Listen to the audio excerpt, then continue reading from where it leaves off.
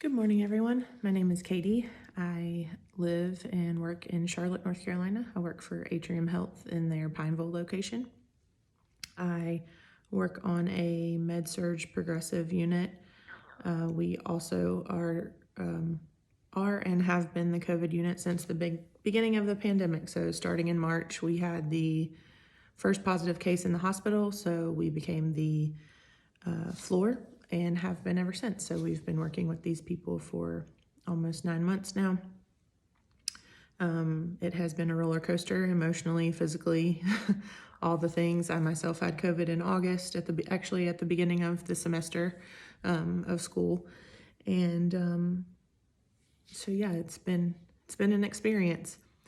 I do have some leadership experience. I function as a charge nurse very often on the floor, and also at one point before the pandemic and staffing allowed for it, we had a position called a team lead, which I also functioned in that capacity.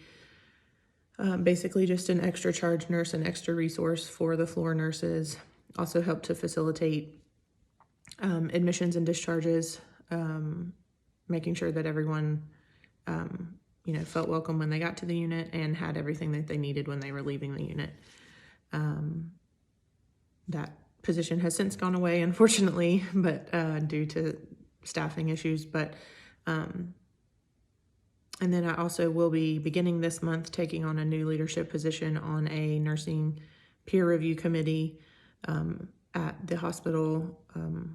I'll be functioning as the chair of that committee to review any cases involving nurses that need to be reviewed. And then I also am the chair of our unit practice council, which is just, a council to basically improve whatever issues are happening specifically on our floor. Unfortunately, we haven't really been able to have meetings for that because of the pandemic, so that's kind of on hold currently, but when we do start that again, I will be the chairperson of that.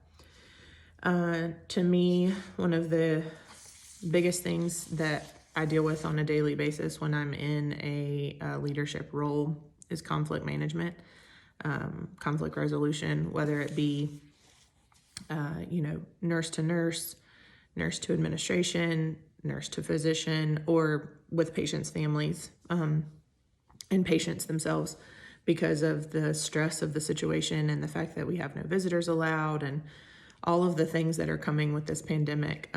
There's been a lot more conflict resolution to deal with, ensuring families that, their family member is safe, just, on a daily basis, having that reassurance. And people are lashing out at us, even though they're not meaning to, but it's just the stress of the situation. So I don't really, as a leader, I never really received any formal type of education before taking on these roles. And I did find an article that provided some formal education for conflict management within an ICU. There were 49 participants, and they did like a 1 hour basically workshop teaching the Thomas Kilmann conflict mode.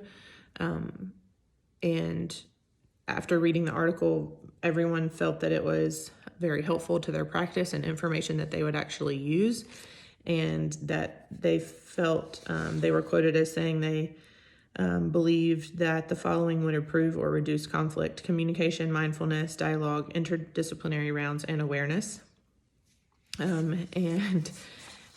Obviously all of those things are very important with conflict management, but I think if you could have, a model to follow, something that would make you feel more secure in your ability to handle that when it comes up, you could be a more effective leader.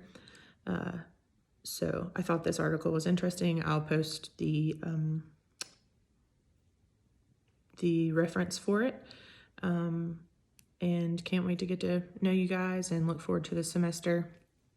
And hope everyone had a nice break and a nice holiday.